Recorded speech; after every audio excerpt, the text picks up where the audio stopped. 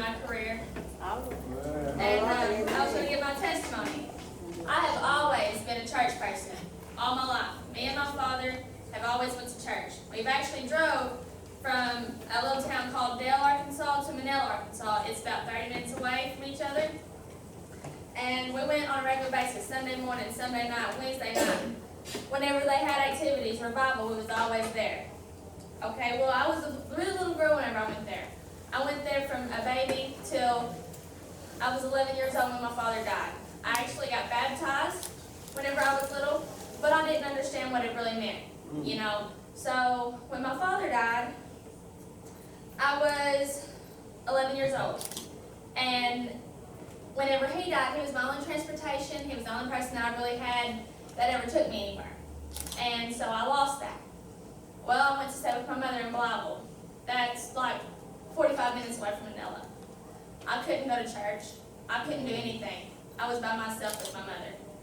So I kind of lost it, you know. And my father was everything to me. So I had depression problems. Well, I went off for that. You know, and throughout the years, my grandmother and I had gotten close, you know, and then she called me one day and said, "Leanne, I have a surgery." I said, "What kind of surgery?" I didn't think it was a big deal. And she said, "It's a heart surgery. It's an open heart surgery." And I asked her to explain it to me. Well, she explained it, went into detail, and I said, "Well, you know, I've not really done the right thing." I said, "I'm going to go to church, and I'm going to do everything I can possible to be there for you." Well, up there, they had church. They went Sunday morning, Sunday night, Wednesdays. You know, they was in all the activities. They come to see us and everything.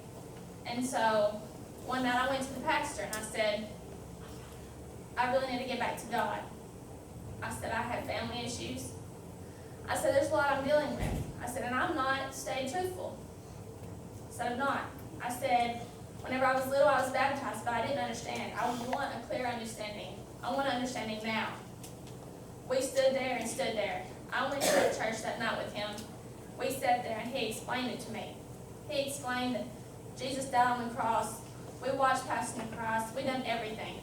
He gave me the clear understanding. And I told him, I said, "I want to get baptized." And he looked at me and said, "Is that the decision you're wanting to make? Are you giving your life to Jesus Christ for the rest of your life?" And I looked at him and I said, "Yes." I said, "I am." The next Wednesday night, I went to church. They had the horse trough up there ready. I got baptized. In front of people I never knew. I never met these people. It was a whole new crew. He asked me, and I said, "Yes." I said, "I'm giving my life to God." I got baptized. The following Tuesday, after that Wednesday, my grandmother called me and said, "Leanne, when are you coming home?" I said, "I don't know." She said, "My surgery is Friday." I done everything possible. I straightened my life up, and I prayed to God that He would take care of my grandmother until I got home, so I could be there. I got home the morning before she had her surgery, and I was there. I was there through the whole thing, and I continued to pray. I continued to pray. When we moved to Paragould, Arkansas, we didn't have anything. We was living off of pennies. We was sleeping on floors in an empty apartment that we could barely afford. I said, "God," I said, "please." I said, "I'm really needing you right now." I said, "Please bring me up to standards, living standards, that me and my family could be happy in." I was an hour and 45 minutes from my grandmother that had surgery. I couldn't be there. If something happened, it'd take me a while to get to her. And I continued and I continued. Then I went to Westview Baptist Church, and I told them what was going on. We was barely on our feet, and I explained. Well, I got back on my feet, you know, and now look at where I'm at. I'm up here. I'm talking to you guys.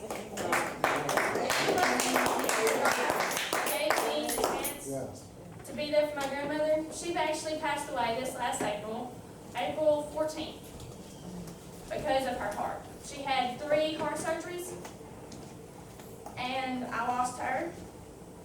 It was a very hard time, but I stayed with God, yeah, I skipped out a couple days on going to church because I knew He was there in my heart, but physically and emotionally I couldn't be around anybody.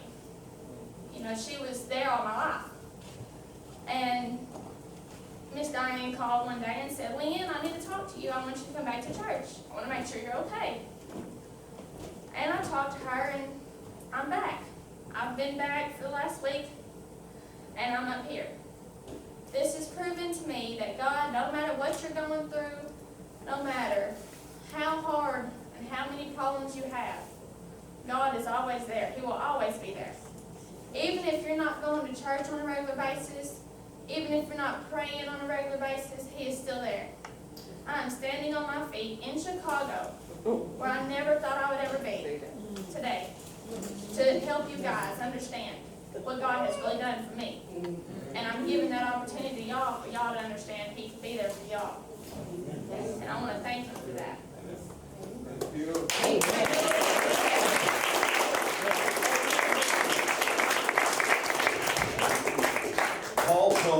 Paul told the believers to count it pure joy when they endure hardships of many kinds, because these persecutions produce perseverance, and perseverance produces character, and character produces hope. And this hope does not disappoint us. What he's saying is the hope we have in Christ will never disappoint us. So when we go through difficult times and we remain faithful through trial, okay, when you remain faithful to Christ through trial, what that does, what that serves to do is prove to you that the faith you say you have is indeed genuine. So when you have someone, God puts someone in your life, like Miss Diane here, who calls on you and says, you know what, I just want to tell you I love you, I want to check on you and all that, and it draws you back as evidence of genuine faith, okay? Not just something she's saying, so that's great. Thank you very much, Leanne. Okay,